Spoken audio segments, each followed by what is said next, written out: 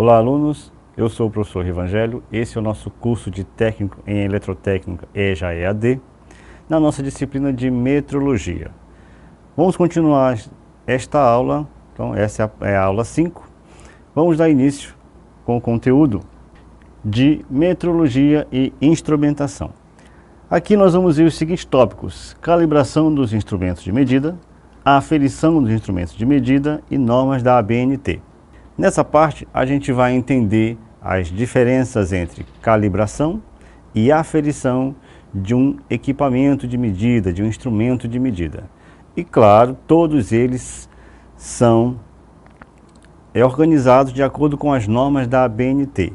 Então, essas normas é que vão dizer como esses instrumentos devem ser calibrados e como eles devem ser aferidos e, claro, o conceito de cada uma delas de acordo com essas normas. Definição. Resolução RDC número 17, de 16 de abril de 2010.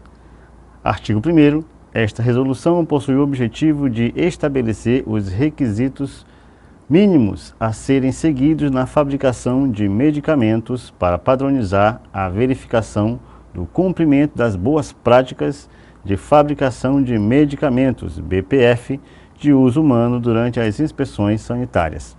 E aí você pergunta, mas por que estamos falando de medicamentos se estamos tratando de técnico em eletrotécnica?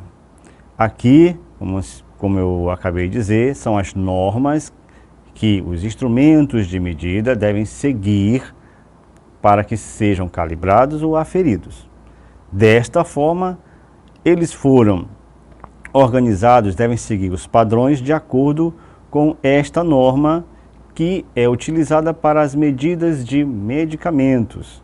Tá? E aí tem medidas de balança, medidas de massa feitas pela balança, medidas de volume ocupado por um tipo de medicamento, do volume tanto seja líquido como um volume sólido de comprimidos ou de medicamentos líquidos também. Então todas essas normas devem ser atendidas dentro dos instrumentos de medida para que eles se encaixem dentro do que está sendo cobrado aqui. Então, a norma é principalmente para medicamentos, mas isso não quer dizer que a gente não possa utilizar essas normas para qualquer tipo de instrumento de medida. Então, seja ele qual for, deve seguir essas normas, independentemente do objetivo da norma. Definição de calibração. O conjunto de operações que estabelece, sob condições especificadas, a relação entre os valores indicados por um instrumento ou sistema de medição ou valores representados por uma medida materializada ou um material de referência e os valores correspondentes das grandezas estabelecidas por padrões. Então, aqui estamos falando da calibração. A gente tem que entender calibração como um instrumento que ele vai ser calibrado, os números, as medidas que ele terá de fazer, terá que ser determinada antes de fazer essa medição. Então, quando a gente faz uma calibragem de qualquer instrumento, a gente tem que ter em mente que ele tem que seguir um número X equivalente à medida que ele for fazer. O que eu estou querendo dizer é, todo instrumento de medida, seja ele qual for, ele tem um limite, uma quantidade em que ele tem que medir dentro daquela quantidade. Essa quantidade que está dentro desse instrumento de medida é a calibragem.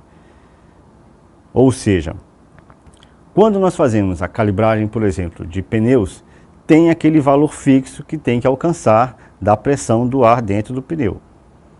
Então, aquele valor fixo é a calibragem para aquele instrumento que vai fazer aquela medida. Então, todo instrumento de medida faz o mesmo procedimento. Eu tenho que ter um valor especificado do instrumento para aquele tipo de medida. Pode ser pressão, volume, área, comprimento, massa, não importa a medida. Todos eles têm que estar calibrados, ou seja, tem que estar dentro daquela área de medida, daquele espaço de medida, para se considerar uma calibragem. Para daí nós fazermos as devidas medidas, seja ela qual for. Ou seja, toda vez que a gente for fazer uma medida, tem que verificar se o instrumento está calibrado. Tem que verificar se aquela área de medida, aquele espaço que nós iremos fazer a medida, está de acordo com o que vai ser medido. A calibragem é um equipamento utilizado para todos os instrumentos que necessitam de ajustes. Também é um conjunto que apresenta os valores específicos indicados pelo próprio aparelho. Então, nós podemos identificar a calibragem tanto como o processo feito a partir da medição ou para a medição, assim como a própria medição, desde que esteja de acordo com os valores indicados por cada instrumento, por cada aparelho de medida. Então, todos esses instrumentos que a gente viu nas aulas anteriores, multímetro, paquímetro, micrômetro e os outros, todos esses, eles têm uma forma de medir e todos eles têm as suas indicações de medidas. E todas essas indicações têm que ser calibradas para, na hora que eu fazer a medida, diminuir os erros sistemáticos que possam vir a ter. Já que a gente já viu em aulas anteriores que os erros aleatórios, eles sempre vão aparecer, sempre vai ter um tipo de erro. Uma medida nunca vai ser precisa. A gente vai continuar vendo isso aqui porque essa parte é muito importante. Eles vão continuar tendo, independente do que a gente fizer, sempre vai ter um tipo de erro para atrapalhar a medida. Esse erro, ele não pode ser decisivo nas medidas. Pode ser os erros mínimos que sejam, mas sempre vai ter. Ele pode não interferir no resultado, porém ele vai aparecer lá. A gente vai falar um pouco mais sobre erros no decorrer das aulas. Já a aferição. Diferente um pouquinho da calibragem, a aferição seria instrumentos que possuem como função realizar a comparação de pesos e medidas diversas com suas respectivas normas e padrões, colocando o instrumento em seu verdadeiro padrão de ofício. A aferição de um instrumento é uma análise de um dispositivo que já passou pela calibração. Então aqui nós temos um pouquinho dessa diferença. Enquanto que a calibragem, a calibração, é quando você deixa o instrumento dentro das indicações que ele deve medir, a aferição é quando você vai verificar se um dos instrumentos se está com defeito ou não, você vai verificar se ele está naquelas indicações feitas pelo fabricante. Ou seja, a calibração é quando você deixa o instrumento próprio para o uso. Preparou, deixou ele ali, vai medir, a balança, por exemplo, ela está ali com as suas indicações para a medição. Se por um acaso você verificou que mesmo depois da calibragem, ainda assim, ele pode apresentar um erro, aí nós fazemos a aferição, que é justamente esta comparação.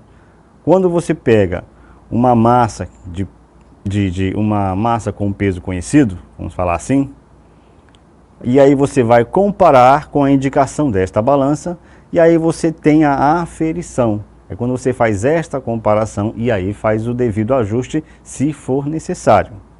Tá? É para isso que serve a aferição. Você vai fazer esta comparação para verificar se o instrumento que passou pela calibração está medindo agora de forma correta. Tá? E você vai o quê? Verificar se os valores que aparecem ali são os mais próximos do real. É isso que a gente chama de aferição. Importância da calibração. Benefícios da calibração. Com a calibração, os riscos de erro são minimizados, sejam eles conscientes ou não. Oferecem mais segurança a seus operadores, reduzindo os riscos de acidentes de trabalho. Um outro benefício é a medição correta. O consumidor leva o que compra e o fornecedor entrega o que foi comprado. Aqui então nós temos 3 principais benefícios da calibração. Tá? Então você diminui as possibilidades de erros. os sistemáticos ou aleatórios, ou conscientes ou não, como diz aqui. Os erros conscientes vamos entender como os erros sistemáticos, aqueles que você, durante a operação ou com o erro de manuseio, acaba obtendo um valor errado. Já os erros aleatórios, que é aqueles que a gente não consegue controlar, esse a gente vai considerar que são os inconscientes, como diz aqui. Tá? Além de ter mais segurança para quem opera um instrumento. Ele sendo operado da forma correta, diminui o risco, por exemplo, de ocorrer uma explosão, como quando a gente fala de encher o pneu, por exemplo. Tá? Ali, quando estiver enchendo o pneu, se ele não tiver calibrado da forma correta, aquele instrumento, tá? Quem estiver operando ali pode sim sofrer um acidente. Então, por isso, a importância da calibração ou da calibragem da forma correta. Então, para que isso ocorra, o instrumento de uso, o instrumento de medida, ele tem que estar calibrado da forma correta. Claro, e além de a pessoa que comprar um produto, falando aqui de massa novamente, a pessoa que comprar 1 quilo de alguma coisa, com a balança calibrada da forma correta, a pessoa que comprou vai receber o mais próximo possível, como diz aqui, né, diminuindo os erros, e o fornecedor vai entregar o mais próximo possível daquilo que foi comprado. Então, essas são algumas vantagens, tá, da calibração feita da forma correta. Então, segurança, mínimo de erros e entregar e receber aquilo que foi comprado. Quando deve ser feita uma aferição? Ela é solicitada dependendo da variação ou gravidade que o dispositivo apresenta. É um programa de calibração de aparatos de medições e periodicidade de aferição. É um item importante para checar a confiabilidade da instrumentação que passa pelas análises. Então, como eu falei, depois de feita a calibração, aí nós vamos verificar se o aparelho, se o instrumento está medindo da forma correta. E aí, como diz aqui, é feita a aferição. Claro, não há a necessidade de verificar isso logo. Pode sim ser feito para saber se o aparelho, o instrumento, se ele está com algum defeito, se está medindo alguma coisa da forma errada. E aí você precisa fazer essa verificação. E aí é feita a aferição. E claro, todos eles têm que ser comparados com os valores indicados na calibração. Então, tendo os valores da calibração, a aferição é feita da forma correta. Calibração ou aferição. Diferença entre a calibração e a aferição. Calibração é um conjunto de testes que deve ser realizado por uma empresa especializada, credenciada e certificada pelo Inmetro, e que deve ser aplicada a todos os instrumentos que interfiram diretamente na qualidade de um produto. Já a aferição se tratava de uma verificação realizada num instrumento que poderia ou não ser calibrado, dependendo da precariedade do equipamento. Aqui você pode ter percebido que está escrito, tá? Indicava, se tratava. Realmente, atualmente, a verificação, a calibração e a aferição, elas são tratadas de formas iguais, tá? Mas aqui a gente vai tratar de forma diferente. Por quê? Porque vamos tratar a calibração daquela forma que eu falei, como diz aqui, tá? É feito por empresa especializada, que dentro das normas do Inmetro, e aí ele tem que seguir realmente todas aquelas normas. Depois de seguir todas essas normas, aí sim nós podemos falar de aferição. A aferição é feita a uma verificação desse equipamento, desse instrumento de medida, se ele está dentro dessas normas. Então, primeiro você deixa o instrumento dentro das normas e depois verifica se ele está. Essa é a diferença principal entre calibração e aferição de um instrumento. Porém, você deve ter percebido aqui que é o Inmetro que faz esse tipo de atividade. Então, o Inmetro trabalha aferição e calibração da mesma forma atualmente, tá? mas antigamente não era tratado da mesma forma, eram duas ações diferentes. Mas como eu falei, aqui nós vamos trabalhar calibração e aferição de formas distintas. Normas da ABNT. A norma ABNT NBR ISO 9001 apresenta requisitos sobre a necessidade de calibração ou verificação dos equipamentos de medição.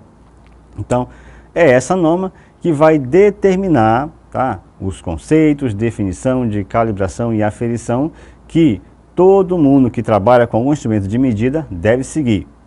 A norma ABNT ISO 9001, em sua revisão de 2008, no item 7.6, controle de equipamentos de monitoramento e medição, estabelece o seguinte: quando necessário assegurar os resultados válidos, o equipamento de medição deve ser calibrado ou verificado, ou ambos, a intervalos específicos ou antes do uso, contra padrões de medição.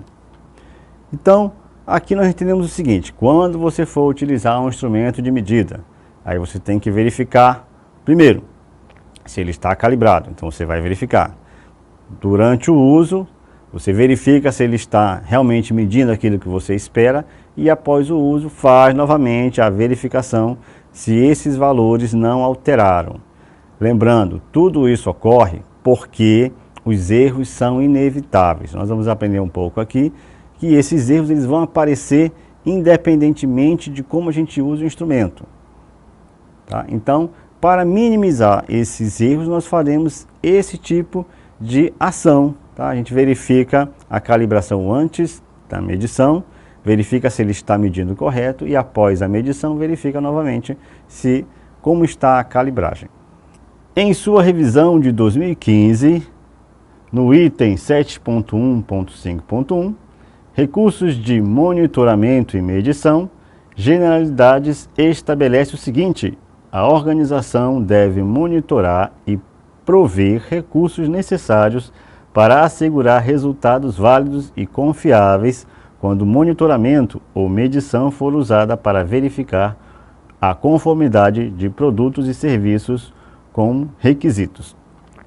Aqui nada mais é do que uma norma que diz que esses requisitos devem ser seguidos de acordo com o que está estabelecido.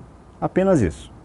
A norma ABNT NBR ISO 9001, em sua revisão de 2015, no item 7.1.5.2, recursos de monitoramento e medição, rastreabilidade de medição, estabelece o seguinte: quando a rastreabilidade da medição for um requisito ou for considerada pela organização parte essencial da provisão da confiança na validade de recursos de medição, os equipamentos de medição devem ser verificados ou calibrados, ou ambos, a intervalos específicos antes do uso, contra padrões de medição rastreáveis a padrões de medição internacionais ou nacionais. Aqui, nós já vimos em aulas anteriores que quando não há normas nacionais, a gente deve seguir as normas internacionais. Tá? E essas medidas, elas devem estar de acordo com esses padrões, seguindo sempre, tá, o Sistema Internacional de Unidade, que nós já vimos aqui. Tá? Por isso, essa rastreabilidade, porque esses valores eles têm que ser acessíveis a todos esse tipo de medida que a gente for fazer, tem que estar acessível a qualquer profissional. Podemos ver que, quando precisamos atender a requisitos, ou seja, temos tolerância de processos ou produtos definidos, utilizamos equipamentos de medição para controlar esses requisitos. Devemos verificar ou calibrar, ou ambos, esses equipamentos de medição. Então, sempre que nós precisamos fazer qualquer tipo de medida, eu falei, seja ela qual for, tá? Esses equipamentos, seguindo as normas que nós vimos aqui, tá? As regras do Inmetro, eles têm que ser verificados ou calibrados, principalmente antes de fazer uma medida. Mas eles não impedem que seja feito também após feita a medida, para verificar se não houve nenhuma alteração durante o procedimento de medida, utilizando qualquer instrumento. Aqui a gente encerra a nossa quinta aula.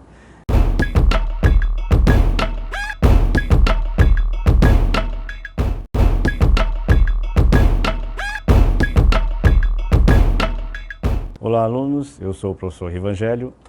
Este é o nosso curso EJA EAD de Técnico em Eletrotécnica.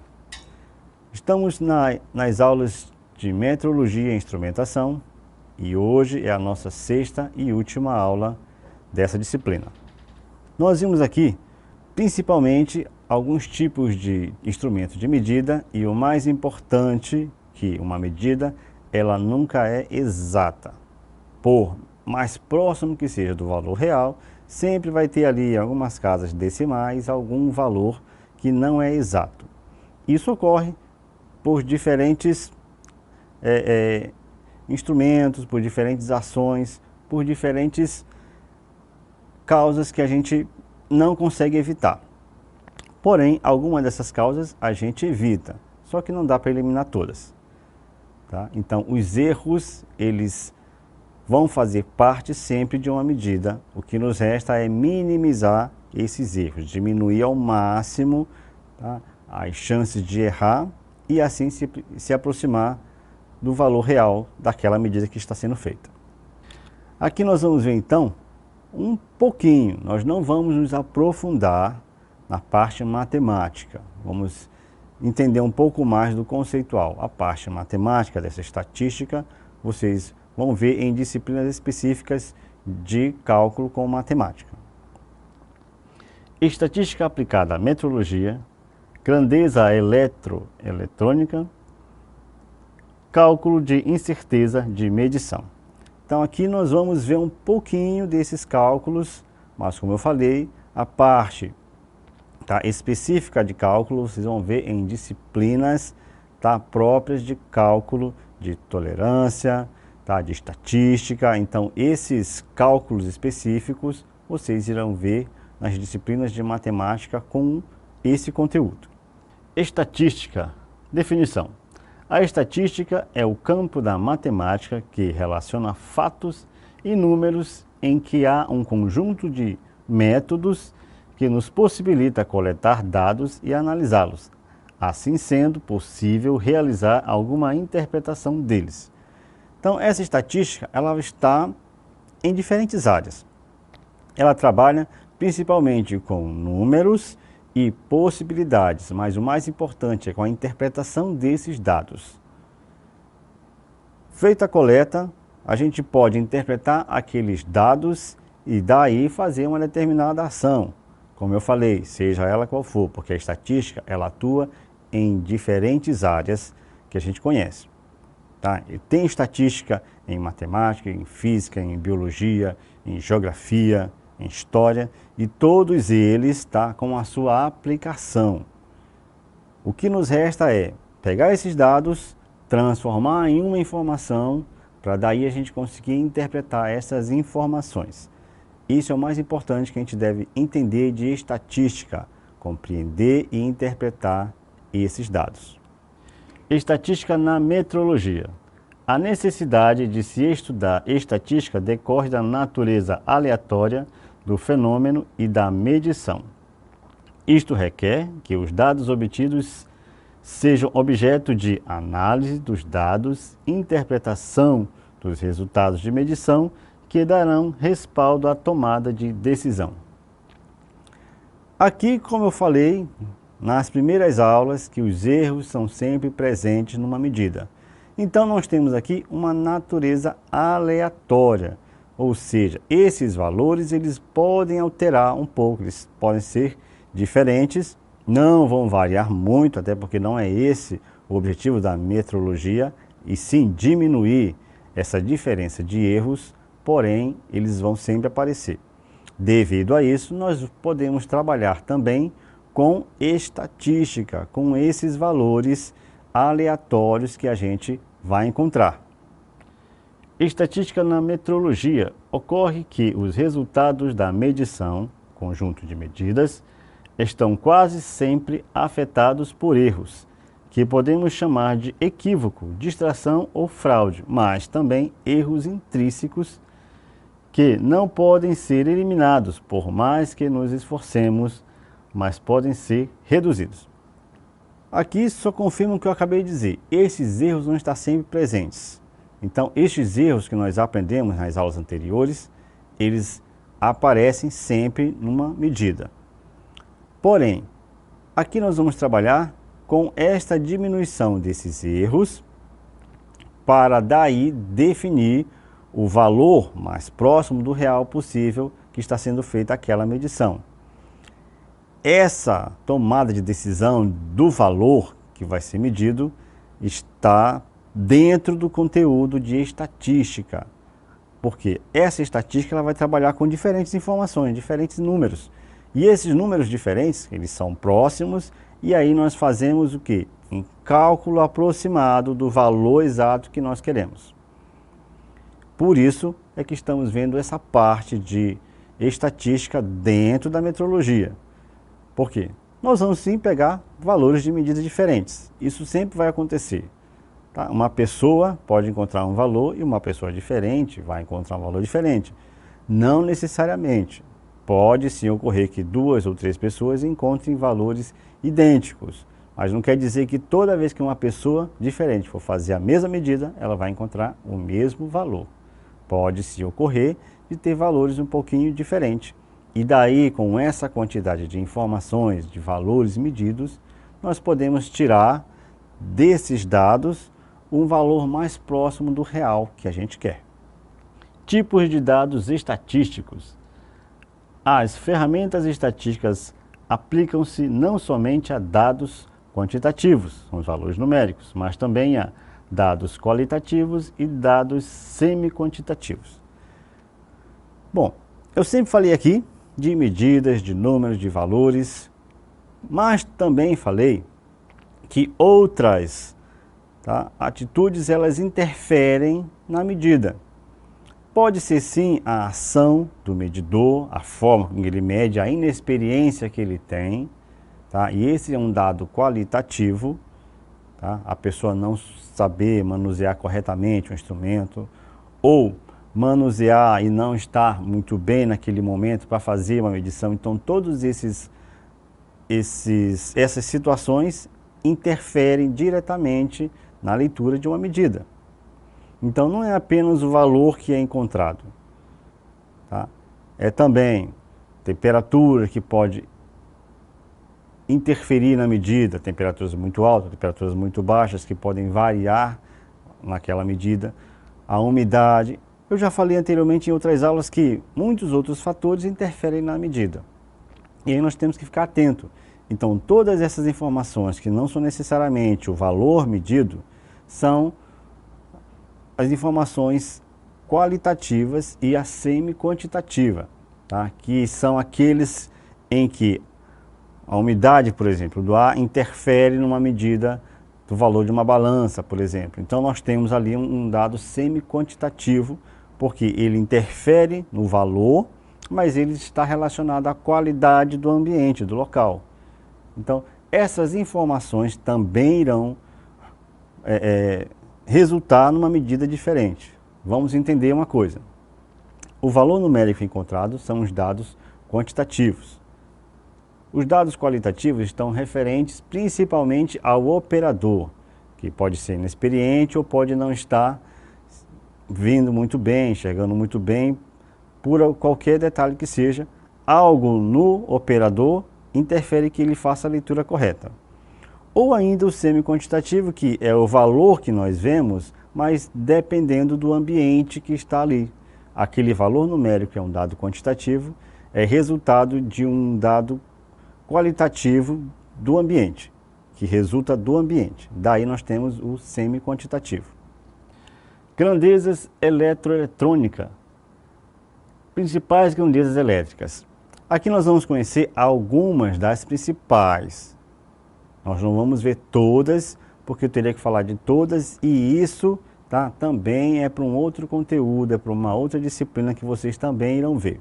Mas aqui nós vamos ver algumas das principais grandezas e unidades de medida em que essas grandezas se encaixam, só para a gente conhecer um pouco. Vamos lá. Resistência elétrica é a oposição dos materiais à passagem da corrente elétrica. Então, a resistência elétrica, como está representada aqui, nós temos um resistorzinho, como vocês podem ver, e o símbolo dele em um circuito representado. representado pela letra R. Ele é dado em ohm, ou seja, a unidade de medida dele é o ohm, representado por essa letrinha grega aí que vocês estão verificando. Então, a resistência, ela é a dificuldade à passagem da corrente elétrica. Então, quanto mais resistência, maior será a dificuldade. Quanto menos resistência, menor será essa dificuldade. Porém, tem que entender uma coisa, todo e qualquer material, seja ele qual for, ele tem uma resistência à passagem. Sempre vai ter. Pode ser mínima, muito, muito pequena, mas sempre vai ter essa dificuldade à passagem da corrente. Então, aqueles que têm uma dificuldade muito, muito pequena, nós dizemos que ele tem facilidade em passar a corrente elétrica. E aqueles que têm uma dificuldade maior, nós dizemos que ele tem resistência. E aí nós falamos de resistência elétrica. Uma outra grandeza é a tensão elétrica, também conhecida por voltagem ou diferença de potencial, DDP. Então, quando falar de tensão elétrica, volt, DDP, que talvez seja o mais conhecido, que é a diferença de potencial, estamos falando de tensão elétrica e essa tensão é dada em volts. Exatamente, em volts. É aquela unidade de medida que você conhece dos aparelhos que são ligados na tomada. Eles são dados em volts porque a diferença de potencial, a tensão elétrica que chega na tomada, é dada em volts. Daí, tá, os instrumentos, os equipamentos que você compra para a sua casa, eles serão medidos em volts de acordo com a tensão elétrica que chega na sua casa. Principalmente 220, mas não quer dizer que só tenha essa. Tem também de 110, que nós não temos aqui, mas no Brasil tem, tá, a tensão elétrica de 110 nas casas. Mas para nós aqui é de 220 volts nas tomadas residenciais. Nós temos o seguinte também, essa tensão elétrica que vocês também irão ver, ela tem de dois tipos. Tá? Ela pode ser alternada e contínua. Vocês não vão ver aqui, mas tem esses dois tipos também. Principais grandezas elétricas.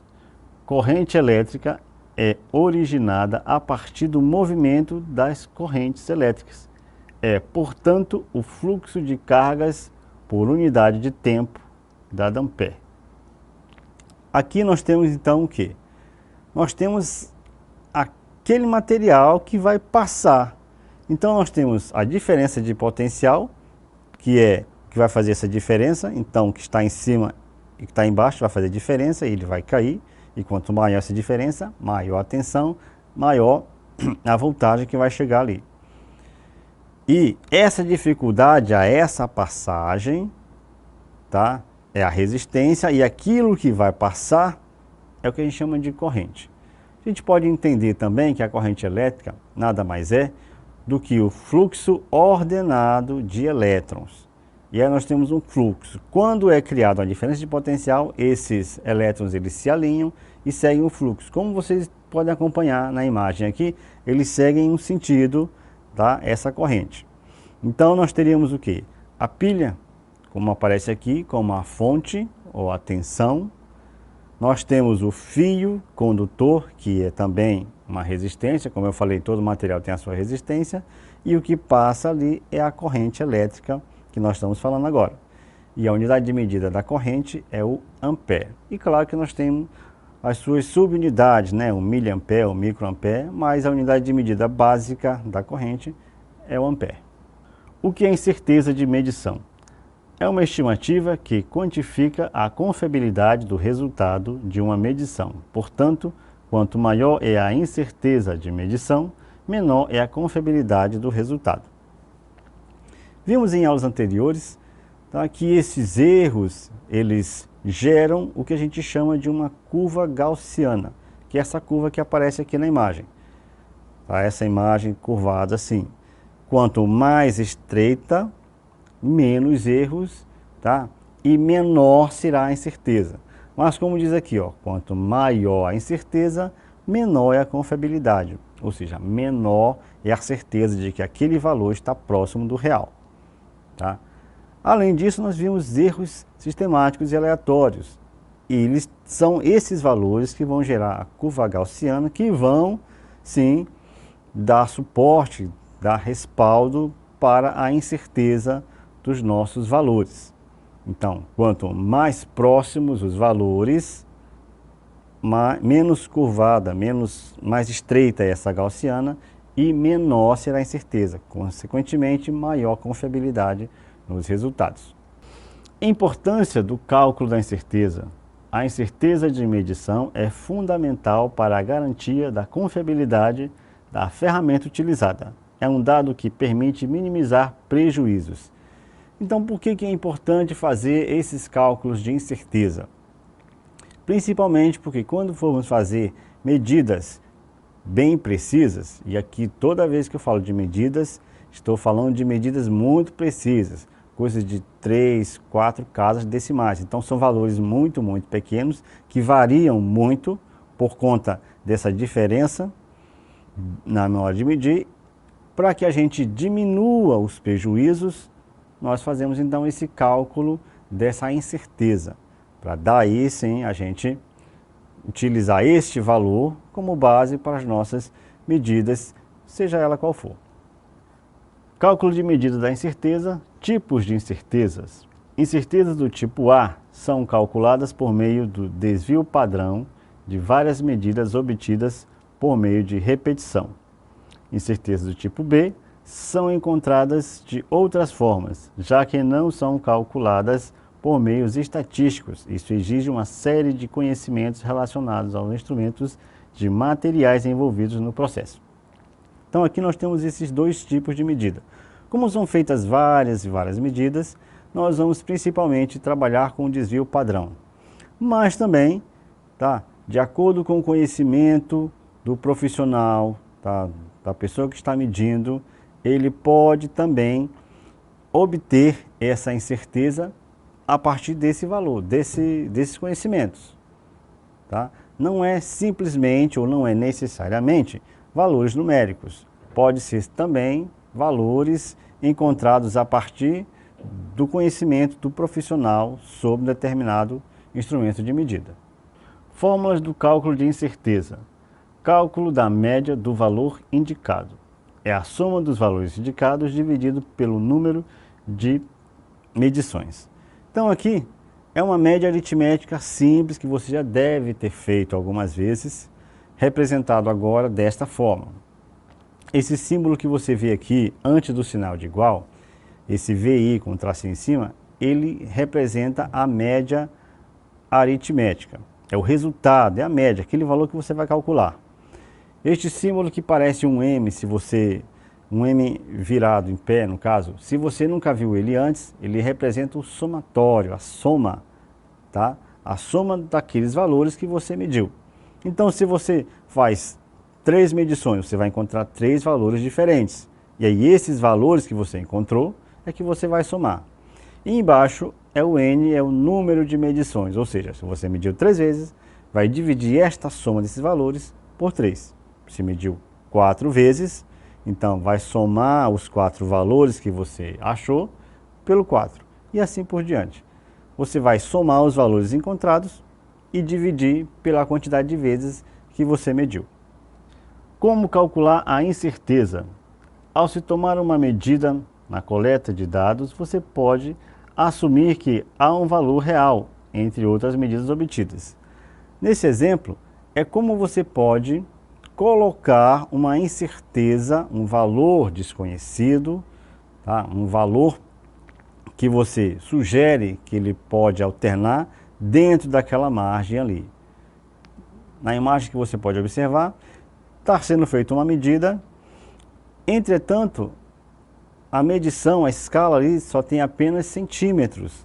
Você verifica que não tem aquelas linhas de milímetros, então você acrescenta essa informação. E ao acrescentar essa informação dos milímetros, você está acrescentando a sua incerteza. E aí você define dentro daquele valor, dentro daquele espaço ali, uma incerteza de 1 ou 2 ou 3 milímetros, como você pode observar aqui. Foi colocado esse valor, foi acrescentado esse valor na medida, porque a medida ela não foi exata nos centímetros. portanto, é colocado essa incerteza. E aí você define a incerteza nesse caso. E aí pode ser para mais ou para menos.